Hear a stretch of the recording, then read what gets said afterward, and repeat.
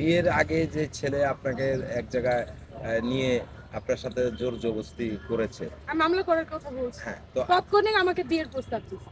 হ্যাঁ, তো বিয়ে করেই তো এরপরে আপনি তার সাথে যা হবার হতো। কিন্তু আমি তো এরপরে আপনি কেন এই যে বারবার তার বিছানায় গিয়েছেন? আমাকে ইমোশনাল ব্ল্যাকমেল করতেছে। ইমোশনাল যত ব্ল্যাকমেল ও হোক, কিন্তু একটা মেয়ের কাছে তো তার সম্মানটা বড়, এখন তাই না? শোনেন, আমি যদি তৎক্ষণিক আইনের ব্যবস্থা নিতাম, তখন ও আসলে সত্য বলছে না মিথ্যা কথা বলছে এটা কিন্তু আমি বুঝতেও পারতাম না। তখন আমাকে বলতো কি যে তুই তাৎক্ষণিক ব্যবস্থা নিলে আমি তো বিয়ে করতাম। কিন্তু এই পর্যন্ত আমি যেহেতু দেখতেছি যে বিয়ে করে নেই, তারপরে কিন্তু আমি ব্যবস্থাটা নিয়েছি। তখন যদি করতাম তখন কিন্তু আমার আপনাদের কাছে আসাও লাগতো না, যা করার আমার পুলিশেই করে দিত। আর এই ঘটনা এই পর্যন্ত আগাইতেও না। যখন দেখছি যে না সে আমাকে বরাবরের মতো ধোকাই দিয়ে যাচ্ছে, তখন কিন্তু আপনাদের কাছে আসা, মানে তখন কি তারপর থেকে কিন্তু আপনাদের কাছে আসা। না হলে কিন্তু আমার আশাও লাগতো না। ফার্স্টে যদি আমি স্টেটমেন্ট নিতাম, কোনো পদক্ষেপ নিতাম, তখন কিন্তু আপনাদের কাছে আমার আশা লাগতো না। ওই পাশে আমাকে ঢুকতে দেওয়া হয়নি, তারপরে আমি প্রেসের কাছে আসি। আসার পরে আমার ভিডিওগুলো যখন ভাইরাল হয়, তখন সে আমাকে প্রেস আমাকে বলছে মামলা করার জন্য। তো আমি থানায় যাই, থানায় যাওয়ার পরে আমি 3টা থানায় যাই, কেউ আমার মামলা নেয়নি। মামলা নেয় নাই প্রথমত কারণ যখন আওয়ামী লীগ সরকার ছিল, ওরা আওয়ামী লীগ করে, ওর বাপ দাদারা হচ্ছে আওয়ামী লীগের মেম্বার চেয়ারম্যান, আর হইতেছে ওর ভাই একজন পুলিশের লোক। মানে যেইখানে গেছে এই কথা বলছে, 3 জায়গায় আমার মামলাটা নেয়নি। হ্যাঁ, বলেন। তখন তখন যখন ও আমাকে তারপরে ওই ভিডিওটা ভাইরাল হওয়ার পরে আমাকে কল দেয় যে যা হবার হয়েছে, আসো আমরা আবার এক হয়ে যাই। যেহেতু আমি এই বাসায় থাকি না, তাইলে আমরা অন্য একটা বাসা নেব, বাসা নেওয়ার পরে আমরা বিয়ে করে ওই বাসায় উঠবো। তারপর থেকে আমার সাথে আবার ওর সাথে আন্ডারস্ট্যান্ডিং ভালো হয়ে যায়, দেখা সাক্ষাৎ চলতে থাকে, কথাবার্তা চলতে থাকে। আমি তো একটা মেয়ে, আমি তো চাইবই যে আমার যা হবার হয়েছে আমাকে তো যেন অন্তত একটা স্বীকৃতি দেয়, বিয়েটা হোক। আমি কিন্তু ও ধোকা দিতেছে না না দিতেছে সেটা কিন্তু আমার মাথায় তখন কাজ করতেছিল না। আমার কাছে ইমোশন কাজ করতেছিল যে হ্যাঁ অন্তত বিয়েটা করুক, আমাকে স্বীকৃতিটা দেখে আমার যেন কোনো 10 জনের কাছে আমাকে যাইতে না হয়। আপনাদের কাছে কখন আসছি, মানে সবকিছু মানে যখন দেখতেছি না কোনো উপায় আমি পাইতেছি না, তখন আপনাদের কাছে আসছি, না হলে তো এর আগে আমি আসতাম না। ওর সাথে আমার কন্টিনিউ আবার কথাবার্তা শুরু, আমি বড় মতো ওরে চাপ দিতে থাকি যে কবে বিয়ে করবে।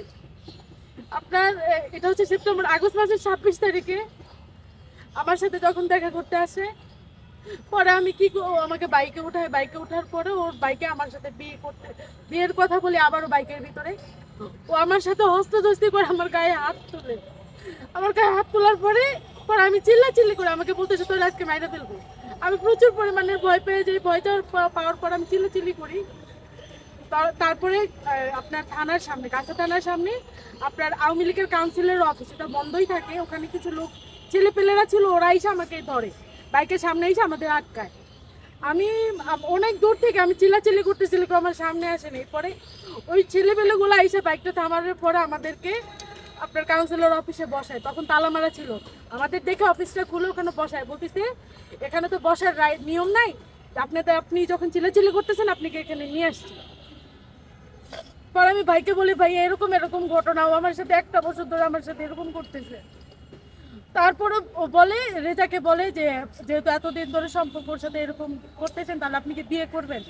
তখন সে 15-20 জন লোক ছিল, ওর ফ্রেন্ড সার্কেলটাও আসছিল, ওই 15-20 জন লোকে আইসা তারপরে মনে করেন ওদের সামনে বলে যে না আমি বিয়ে করবো না। তাহলে তুই যে আমাকে বিয়ে করবি না, তুই আমাকে ফার্স্টেই বলতে। আমি বলছিলাম যদি হয় তুমি আমাকে ওই বলছিল বিয়ে করবো, বিয়ে যদি না করি তাহলে মামলা দিও। আমি বলছি তুমি যদি আমাকে বিয়ে না করো তাহলে কিন্তু আমি মামলা দিয়ে দিব। আমি বরাবরের মতো ওকে জিজ্ঞাসা করে যাচ্ছি, ও কিন্তু আমাকে একবারও বলে নাই যে বিয়ে করবো না। আমার কাছে টেক্সট পর্যন্ত গুলো আছে, ওর সাথে যে কন্টিনিউ আমি কথা বলতেছি, বিয়ের কথা বলছি, ভয়েস রেকর্ড গুলো সব আছে। তারপরে 26 তারিখে, এই যে গত মাসে 26 তারিখে লোকজন ধরে, তখন অস্বীকার যে আমাকে বিয়ে করবে না। আমি কোনো উপায় না পেয়ে আমি আপনাদের কাছে আসি, কারণ এর আগে আমি 3বার থানায় গেছি, আমার মামলা যেহেতু নেয় নাই। তো এইবারও যদি আমি থানায় যাই, আমি এর আগেও মাঝখান দিয়ে কয়েকবার থানায় গেছিলাম, কারণ থানারও পরিস্থিতি ভালো না, কারণ আগস্ট মাসের 5 তারিখে দেশ স্বাধীন হয়েছে। তাহলে থানায় লোক পুলিশ নেই, গাড়ি নেই, সবকিছু বন্ধ, আগুন জ্বলতেছে, কোথায় যাবো আমি? জুলাই মাসে 19 তারিখে যখন ওর কাছে ছিলাম, আমার প্ল্যান ছিল 19 তারিখে ওর সাথে যেহেতু ছিলাম আমি থানায় যে মামলাটা করবো, কিন্তু তখন দেশের ভিতর যুদ্ধ চলতেছে, জানেন না, ছাত্র আন্দোলন চলতেছে, তাহলে আমি কোথায় যাব? আমি ওয়েট করতে করতে পরে 26 তারিখে লোক দিয়ে ধরায়, তারপরে অস্বীকার যখন যাই, তারপর আমি যে স্টেটমেন্ট নেই। ফার্স্টে আপনাদের কাছে আসার পরে আপনাদের ভিডিওগুলো যখন ভাইরাল হওয়ার পর আমি এখান থেকে ভিডিও করে যাওয়ার পরে আমি থানায় যাই, আমাকে 10টা পর্যন্ত বসায় রাখছে, আমাকে কোনো পাত্তাই দেয়নি,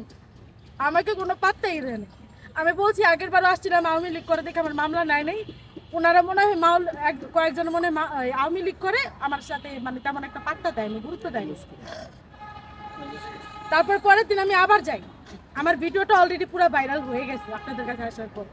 তারপর ওসি স্যার আমাকে দেখে বলে, তুমি আমাকে কোথায় ভিডিওটা মাত্র দেখে আসলাম, কি হিসেবে? পরে আমি বলতেছি এই যে আপনার দর্শন, পরে বলতেছে শুনছি আমি, পরে যে থানায় যারা ছিল আপনার ইনচার্জ অফিসার, মানে কে কে ছিল আমি তো নাম জানি না, এইসব কিছু পুলিশের বিষয়, ওদের বলতেছে ওর মামলাটা তাড়াতাড়ি দেখো, ওকে বসায় রাখছো কেন? আমি কইছি আর আমি কালকেও 10টা পর্যন্ত ছিলাম। আমার তো কেউ বলে নাই তুমি আমার কাছে আসবে না, আমি কইছি আর আমি তো থানার সম্বন্ধে আমি তেমন কিছু বুঝি না।